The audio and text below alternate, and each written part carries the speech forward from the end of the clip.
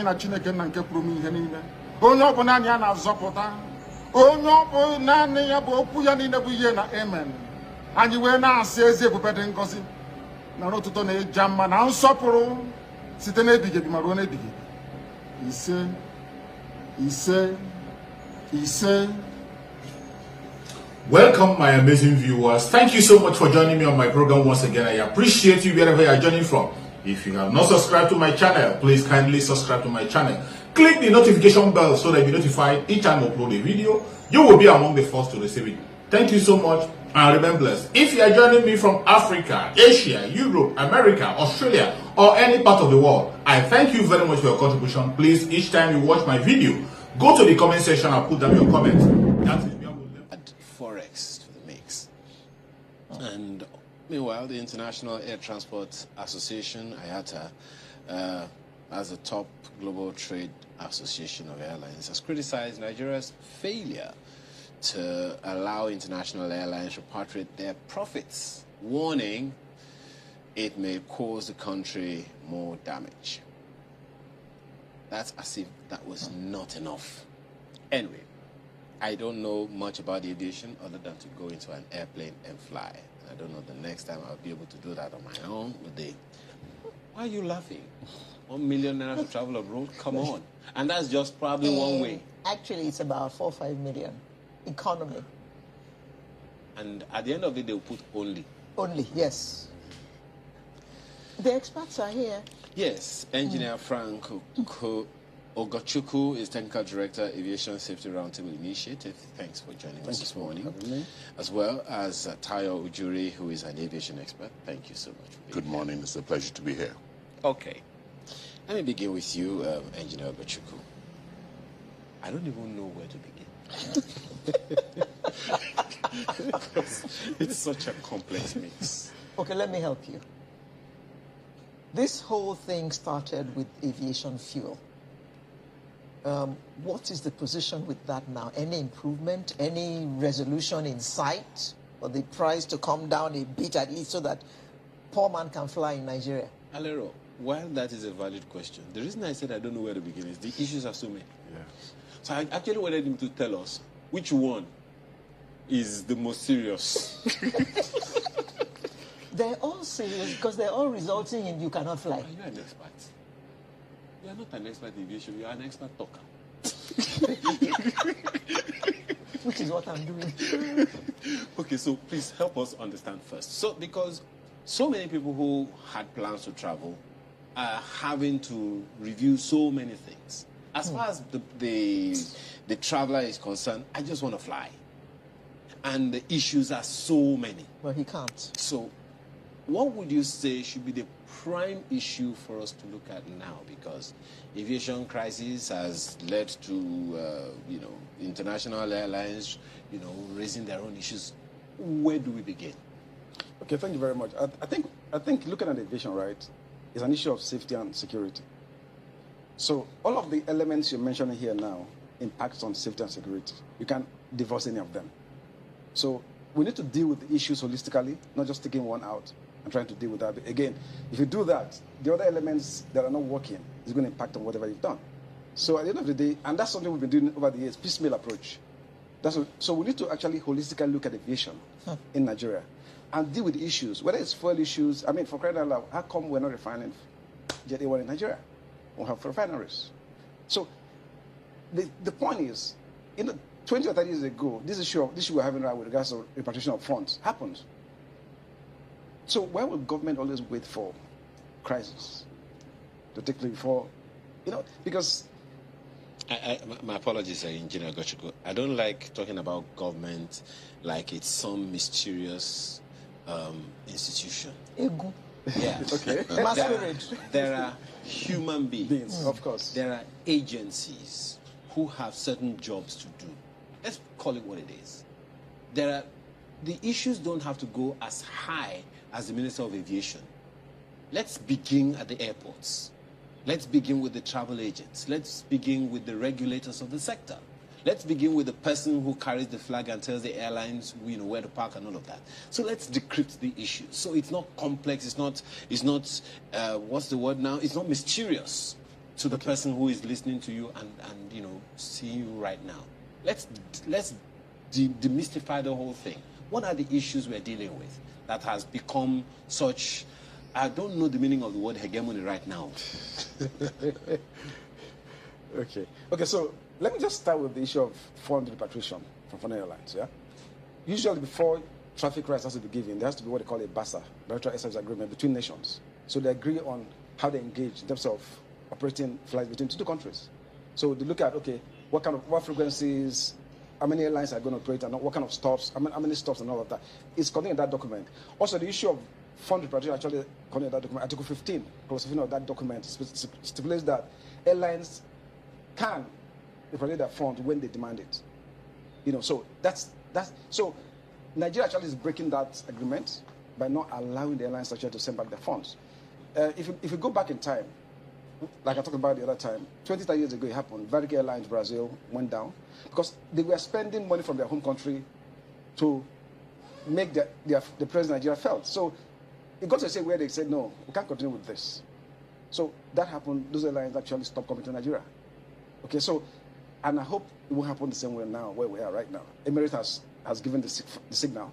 So maybe other airlines will also give that same signal and say, look, we're not going to fly until we get our funds. So let the government honor the agreement. And start from Federal Ministry of Aviation. I mean, that's the Supervisory Ministry for Aviation in Nigeria.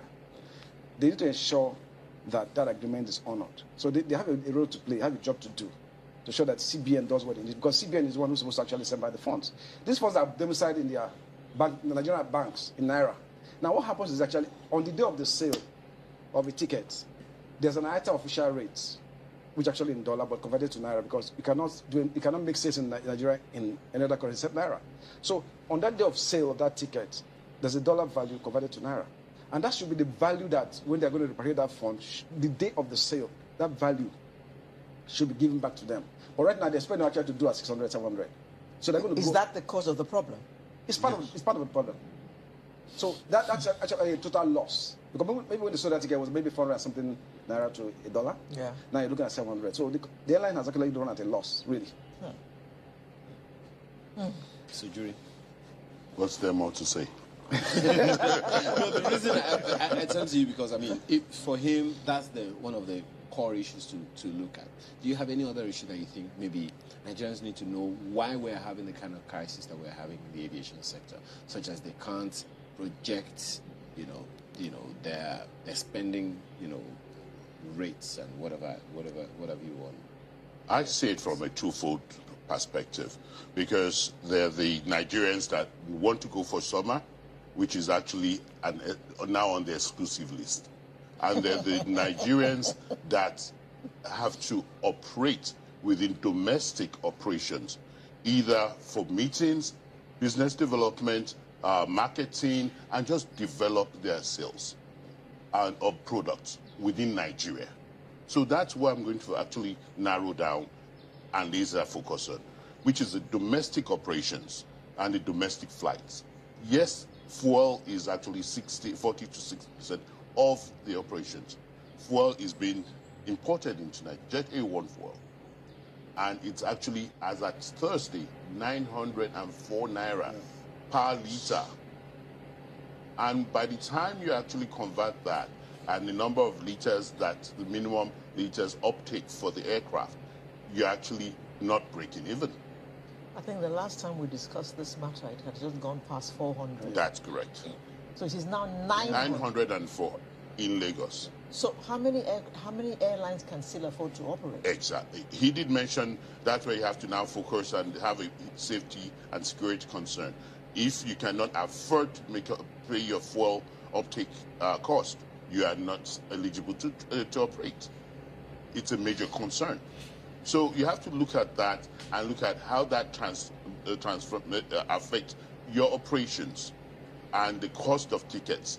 So let's now pick it back and see how that cost of tickets affects the not even the common man, the operating companies within Nigeria. How many companies will be able to send their staff across Nigeria for meetings, for trainings, for whatever they need to do at minimum 180 or 200 naira a return leg.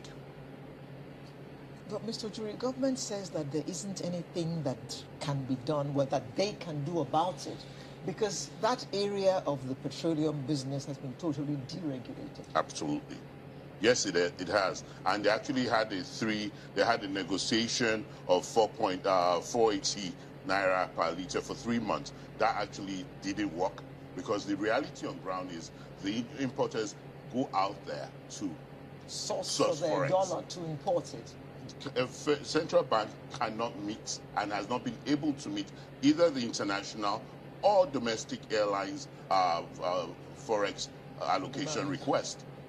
And it's not just the aviation. Aviation is actually limelight because it's for the impact on flights. It's actually across manufacturing. It's across lots of multinationals operating within Nigeria. This is just a time bomb ready to explode, unfortunately, because it's going to not just affect only airlines. We're going to see airlines affected, and then the international operators, and we're talking about manufacturing, all the businesses within Nigeria, FDI's, foreign direct investment into Nigeria, is going to be affected, and the economy will struggle. You know, I'm looking at a report released of an investigation by a media house in Nigeria, released July, just last month, that Nigeria has lost 131 airlines, 52 or thereabout before NCAA came to be, and some 79 or so since that time. We have lost them to poor management and to accidents. And from what you guys, gentlemen, are talking about now, it seems like we're yet to lose more to situations that they cannot sustain their operations. Is there a hope anywhere? I mean, you have talked about what the CBN needs to do. What would you say, for instance, is the reason why we began to, for want of a better word, going by what you said earlier, dishonor that BASA agreement? What informed it? Is it because we lack the dollars to transfer? Well, I mean, obviously, right now, Nigeria is naturally financial crunch. We don't have enough dollars to do what we need to do because we're essentially a consumption nation. So what are we really exporting? We need to export something to get dollars back in, right? And major thing we export is crude oil, basically. So, and you take part of that crude oil, actually, you're paying for importing fuel and all that. So we don't have enough forex, like you said, to actually spread across the different demands within the Nigerian economy. So that's part of what the issue is, basically. That's first and foremost. Now, another way we could actually solve that problem, actually, if Nigerian airlines have the capacity, because they don't have capacity right now actually to compete with foreign airlines. They don't have what it takes. Fleet capacity, we talk about management, corporate governance is a major issue. Domestic airlines in Nigeria, they're not resilient in terms of operation. Maybe a few of them are, but they're not really resilient. Okay, so corporate governance is a major issue, which has been talked about over and over and over again, that they need to have efficient management system that, I mean, part of my challenge actually is that we don't deal with data in terms of taking decisions within the efficient environment. It's all about sentiment. There's a lot of sentiments about this fuel issue and fund pressure and all that, but you have to have data that you need to analyze to come up with information that enable you actually make strategic decisions. That's not happening yet. Okay, so again, that's an issue, and I'm happy that the regulator is actually dealing with this issue. The NCA is actually dealing with this issue. That's why Dana was actually asked to stop flying. It's an economic issue, so and that has to do with corporate governance as well.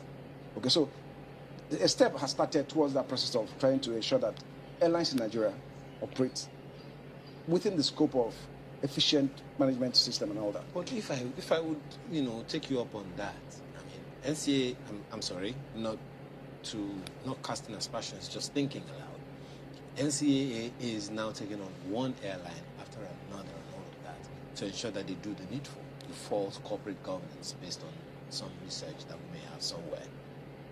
The banking industry was at some point equally vulnerable. They were asked to recapitalize, and I think that has happened twice. They have had to recapitalize, mergers and all of that. So it was a function of the regulator of the banking industry to say, do it this way, so that we don't have major problem in the economy. Is there something the NCA also could have done to ensure or enforce compliance or compel compliance of corporate governance in the aviation sector? Okay, so interesting, they've actually started that process already. But they're actually doing audit of all the airlines right now. And anyone who's followed one thing, they're going to shut them down until they're done. So that's what has already started happening. Then I talked about issue of capacity earlier on, and that's another way to go, because you have domestic operations, you have regional operations, you have international operations. So there has to be a certain number of aircraft in your fleet for you to do domestic, for you to do regional, and for you to do international.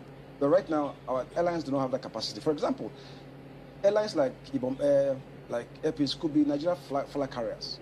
They need to be empowered to do that, so they can do international flights, and also they earn forex. Now, what will happen actually for them when they go to maintenance, because everything in aviation is denominated in dollars, so they earn foreign exchange. They can use that to do their C checks for the aircraft and all that. So they don't have to now bother getting forex locally from Nigeria, because they already have those funds based on tickets they sold in the international. So that will help to cushion the effect if some of the airlines in Nigeria become flag carriers and operate international flights. So they make the revenue and all that. So that's one way. But it doesn't solve the whole problem, really. But that's one way that you can actually ameliorate the problem, a little bit. So that's so. Now, the issue of capacity for me is critical. Look at the West African sub-region. You have Sierra Leone, you have Benin, Togo, Ghana, and all that. Nigeria needs to exploit that environment and use them as a feeder. For example, let's say Air Peace used to go to South Africa, but they stopped because of visa issues and all of that. Air Peace could actually make all of those West African countries feeder route to South Africa. So don't just depend on Nigeria. So even if Nigerians are not getting visas, you can actually pick people from Abidjan, from Dakar, from Liberia, and bring them through Nigeria to Johannesburg. So you're still making your flight. It's for the fact that Nigerians are not getting visa, but you're feeding and you're making foreign exchange in that respect as well. Capacity, you say? Capacity, yes. Mr. Jury, it has also been suggested that, I'm not sure who said it, whether the person is an aviation ministry official, who suggested that, look, why don't we have aviators also merge different, airlines? If you guys are having a crunch here on that side and on this side, why don't you guys just come together and two are better than one kind of scenario? What's your take on it? Before I go to your question, I'd like to buttress what you asked about what the financial sector did. Yeah. We actually have what you call the Nigerian Aviation Act that it's going to go live soon. It's going through the process in the National Assembly. Okay. By the time it goes live, it's, we have evolved. Aviation is dynamic. So we didn't have that opportunity of what the banks had. So with that, I believe that's going to be an opportunity for us to grow and be able to survive the realities of the time. Now coming to your question, airlines over time in Nigeria have evolved or started based on different models. Fortunately or unfortunately, airlines in Nigeria have been personal businesses. So the ownership system actually affects your merger and acquisition process. And it's not, we talked about earlier about corporate governance. That ownership structure affects your corporate governance. And whoever wants to merge based on your model, based on your culture, based on your operations, it's a marriage of inconvenience. Well, I don't know if this Aviation Act will also answer the question, because one of the old banks that comes to my mind, funny enough, is Société Générale. Yes. It went under Oceanic Bank, so many banks like that, all became property of other, banks and all of that, irrespective of their ownership structure and all. So if we are looking at the survival and sustenance of the aviation sector, if the banks did it, how difficult could it be for the aviation sector? Let's be fair and let's match apples and apples. What about, you're not talking about the banks that AMCONs have taken over. We have a list of those. And we have airlines too that AMCONs have taken over. So yes, we have that that crop or that bucket of banks that merged or were forced to merge. But others now are independent and taken over by AMCON. So we should not just look at, sometimes what works for the bank does not work for aviation. I agree with you. And there are two different sectors. Exactly. I'm just wondering if it is something that can help the process. Yes, and they've actually seen earlier this year, there was what you call the Spring Alliance that was set up. And it was an initiative by the domestic airline operators by themselves. They saw the need to actually come together, strengthen numbers. Is it working? They've not. I don't see that. I've not been able to track that trajectory yet to see. They've not been able to push down the price of fuel. They've not been able to actually push. But maybe on the policy side, they're able to work things out for themselves. We're yet to find that out. Mr. Kuchugu, you spoke about the C check a short while ago. Yeah. How difficult is it for airlines to have their C checks in Nigeria? You are an engineer, so I think that question is actually going to the right place. We have a good number of what are you guys called now? Aviation engineers. So how difficult? We heard talk at one time, I can't remember how long ago it was, about actually making Nigeria a hub so that C checks can be carried out in Nigeria. How difficult is it to get that going? Is it the personnel that we lack? Is it the equipment that we lack? What is militating against getting that show on the road? Okay, so it's about what you call the MRO, maintain, repair, and overhaul facilities, basically.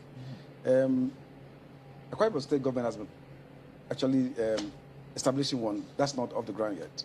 They're still working on that, right? Okay. The current administration actually also said they're going to establish an MRO. That has not happened yet. Basically, Nigeria can do A and B checks within the country, so that's Naira denominated. So, as a matter of fact, Aero Contractor actually does those checks, Aero Contractors, right? Okay. Even though they're not flying, but they're still operating their maintenance. Yeah, they're still operating that, so they're servicing airlines with that as well. So now the issue, you need to set up a proper functional MRO that has the facilities to undertake a C check, which you don't have in the country right now. So until we're able to set up that MRO facility, then we can be able to now do the C checks and reject all of those checks. How difficult is it to set it up? Funding. So it depends on investors who wants to set it up. It's a business, actually. MRO is a business. It's a business, it's a business, yes. So, right? So you invest in it, you make money out of it. That, you know. Yes. So, but again, the thing is, it comes back to the issue of how the industry is being affected now. Because people are looking at, if I invest my money in MROs, how much I'm going to get my money back, contribute my money back. That's a major issue, right, basically. So people are looking at, foreign investors are looking at all of those issues and saying, look, in as much as Nigeria is a huge market, we can set up these MROs and make our money. The money gets stuck in country, and we can't get it back. So at the end of the day, we're actually losing. So we're bringing the money into Nigeria and invest. So that's part of the challenge. And it's something that is doable. I mean, Ethiopian Airlines is making a lot of money from having the MROs and all that. So it's something that we can do in Nigeria. And we need to do it because it's going to also reduce the demand for Forex as well. So now, our problem right now is who is going to put their money down to start the business, right? Who's going to invest in it? That's part of the problem, actually. But even though, like I said, the Akwa Ibom State government is actually building one, but it's been on for quite a long period of time. The federal government has not started that one. They just said they're going to do it, but that has not started as well. Well, we're still waiting for Nigeria Air. Also, we understand it's supposed to take off in 2023 or before this government is over. Why are you guys laughing? In the face of all this, with all these challenges? That's what the minister said. Come on, I'm not the minister. I'm just repeating what the minister said. But Mr. Jury, let me ask you, in all of these conversations that we're having, it definitely doesn't seem to be looking very good. The position of IATA is another one that is not giving us good publicity, if I can use the term. And it all goes back to what government can do or not. So there is a role for government, there is a role for private sector. What, if you would hazard a guess, could be the middle ground in all of these? Because I'm not sure, I don't know what kind of, should I say, sanction that IATA could put on Nigeria with its own intervention now and all of that. So what's the implication of the position that IATA is holding in all of this? IATA has actually gone through lots of mediation.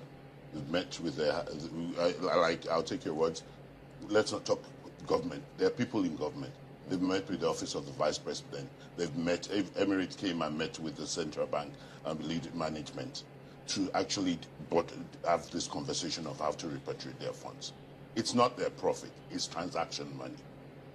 And they did not find a solace. They did not find positivity in it. So they now went back, and now they're making us understand this is going to affect connectivity, it's going to affect confidence, it's going to affect even our position. We always actually have a roadmap on saying we want to make the Nigeria the hub. How would we make the Nigeria the hub of aviation if all this is happening?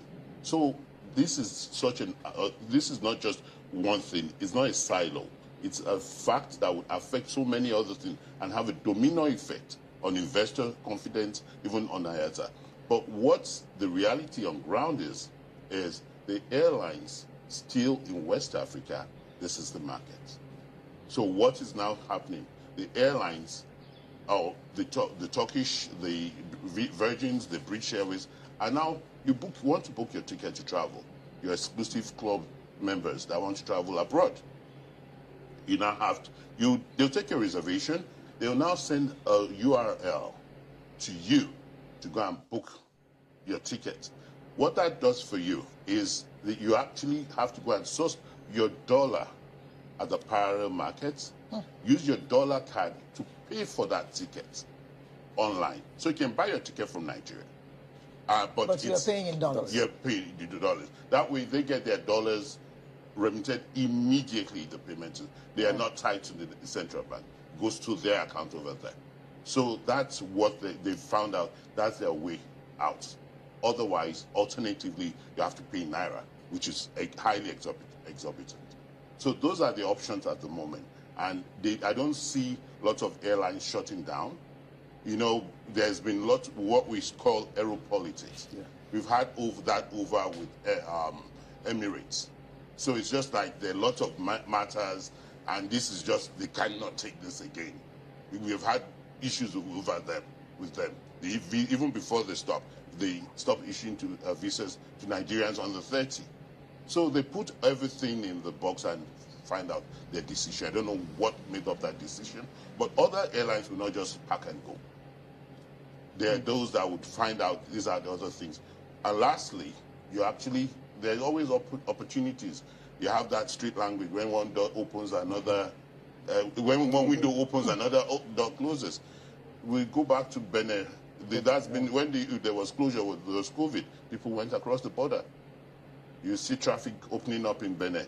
Ghana is struggling with inflation. Maybe we'll help them with the number of travelers going to Nigeria and going through Ghana now. We help them get out of inflation better, faster rather, because now they are able to get their money out of Accra or Ghana. And so we'll go to Ghana and fly out of West Africa. Mr. Jury, yes, if sir, they're sending you a URL to use your dollar card to pay for your ticket, can you just intimate us of approximately how much it would cost, for instance, for one to fly economy from here to London? It would, well, you know, it's a function of your day economy, and it could be, I'll presume. Not a promo ticket, no. Not a promo ticket, I presume, and I'm just making my perception analysis of you. I want a premium economy for you, and you want a month. It would differ, but you're looking about 1,000, 2,000, and you can't nail that to. It depends on the time of the year. It depends the proximity of your date of travel. Yeah. So all those things affect the algorithms. Please, can you say it in Naira? That's the one we understand. If you go to Naira, you would actually see about $6,000, $7,000. And if you actually multiply that at the parallel market rate, it's something that will buy land in my village. Or build a house. Buy land of Lagos as well. Well, that is kind of scary. So those who have traveling on their list of things to do for this year had better be looking at other things. They should just review it. Don't tell them to... No, look at other things now. Review it. No, it's all right. Where the review is going to go, that's okay. But there are different reasons for traveling, though. There are different, there's the business part. Is the visiting family and friends. There's the healthcare part of it. and there's the education part of it. Yes. And then lastly, we've seen the demography of those that are leaving the country. So whatever the ticket price, they will buy because they have to want to leave. So, Engineer Ogochukwu, Boy. this is where we are. Last words now. $464 million is not small. One of the areas which, and I think you stated this earlier, is we're a largely consuming nation. Sadly. How significantly will this whole thing affect cargo business, cargo traffic into Nigeria? And how will that affect the prices of whatever? Interesting. Okay, so they're actually on the same platform, so to speak, because the cargo airlines also are bringing stuff into Nigeria. They get paid in Naira. They need to also move their funds back in USD as well. So it affects both the commercial airlines and if they refuse to come to Nigeria because of all these? So that's where the challenge is right now, because the Nigerians will starve. We've not gotten there yet. Okay, so both the commercial airlines and the cargo airlines, right? So if they stop coming to Nigeria, how can we? I mean, we're going to be kind of cut off from the global community basically because of this honoring. In other words, you agree with how Nigerians will starve. That's what you're saying. We're not essentially. Maybe it will not force us actually to look inward. Maybe that's the strategy. Well, there's so much to talk about here, gentlemen, because I mean, it's too much. I mean, come on, $464 million, all stock. Can't imagine 1 million. 1 million? Maybe $500,000.